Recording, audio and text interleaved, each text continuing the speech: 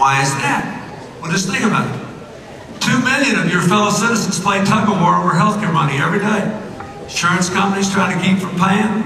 The doctors, hospitals, the medical offices trying to get paid. A lot of us have been caught in the middle of that. How many of you, I bet you don't have to raise your hand on this, but I can look around here and say at least 200 people in this crowd today, minimum, who have been told that sometime during the last 15 years that yes, you have a health insurance policy, but the claim you're making is not covered by your policy. Am I right about that? Yes. And probably in more than half the cases, they wound up paying, but not after they went through all this too, back and forth, where everybody spends a fortune trying to get paid or avoid paying, but the insurance companies get to earn interest on the money if they delay paying for 3 or 4 or 5 months. This is an insane system. That's why you have, for the first time, the business community, huge numbers of the business community joining the labor movement for universal health care. The unions, bless their heart, have always been for universal health care. They figured if they had it, everybody else ought to have it. Now, businesses realize they're going to go broke if they don't get this done. Both because they won't be able to afford to insure their own people, and because their customers aren't going to be able to afford to buy anything from them. The nurses, bless their heart, have always been for universal health care. And the American Nurses Association endorsed Hillary because she's got the best health care plan. But now you've got doctor after doctor groups endorsing this because they realize their life is going to be taken over by paperwork instead of patients if we don't get universal health care. So this is a big deal. Her plan is very simple. If you like what you've got, you can keep it. But if you don't, you and your family can buy into the same plan that insures members of Congress and their families, federal employees and their families. If it's good enough for our family, it is good enough for your family. And it will then be illegal. It will be illegal for insurance companies to send $50 billion trying not to cover people. Everybody gets covered. And nobody gets charged an arm and a leg because somebody in their family's been sick. And the paperwork burdens will be much smaller because millions and millions of us will be in the same system. It's like Medicare. Medicare's administrative cost is about 3 cents on the dollar. It's a lot different from 30. So we'll go back toward that. And those savings will be used to provide subsidies to lower income people so everybody can afford this. No one will be required to pay more than a certain low percentage of their income for health care, but everybody will be covered. It is the only way to do this right. If that's what you want, you have one choice, Dory, for president, and I hope you're given a chance to do it. Now, the third thing we have to do is make education after high school affordable for everyone. Colleges, community colleges, apprenticeship and training programs. Look, here are the numbers.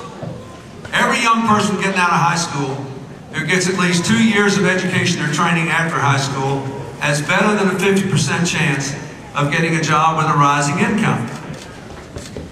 Every young person who doesn't has less than a 50% chance. This country has a vested interest, all of us do, in empowering our kids to go on. Now, with the cost of college education going up 75% in the last 7 years, and the Bush administration cutting back on a lot of things that we did, which gave 10 million more young people college aid, we need some changes. Here are Hillary's. Number one, raise those Pell Grants every year to keep up with inflation. Number two, raise the tuition tax credit to $3,500 a family. That doubles the existing tax credit. That will help.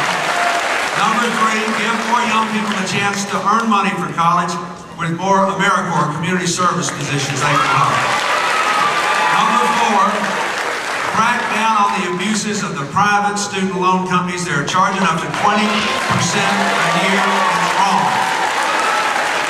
And let me just say, you know, when Hillary and I were in school, we were broke too, but we could borrow money from the federal government for 2%. That's how different it is now. And we allowed people to do that in the 90s. She would allow people to borrow money direct from the government. They couldn't get a decent rate from these private companies. And she just passed a bill while running for president called the Student Borrower's Bill of Rights, which gives every young person the right to, when they get out of college with a debt, to sign a contract to pay that debt off over a long period of time at a very low percentage of their income. So if you get out of college with a low income, you know you can still pay your loan back without going broke. And it means no one should ever drop out of college again because they're afraid of borrowing $10,000 or $20,000 more dollars. Because over the course of a lifetime, it's worth it. And under her plan, if you get out of school and you become a public servant, if you're a nurse, a teacher, a police officer, a fireman, your service pays your loan off. Every year you serve, you knock some of that loan off. This would be good for America. We can all live with it. The fourth thing she wants to do is to help people save for their own retirement through 401k plans, with making it easier for people to do. We have negative savings in America today because people's incomes aren't going up. So it's another one of the middle class tax cuts in her plan. And the fifth thing is that the one thing that she always has to say is there is one deal that she's more conservative than President Bush on. The budget. You know, she thinks it was a good thing when we balanced the budget and paid the debt down 4 years in a row. And we had low interest rates and no home mortgage meltdown. And people could afford to borrow money and to go into business.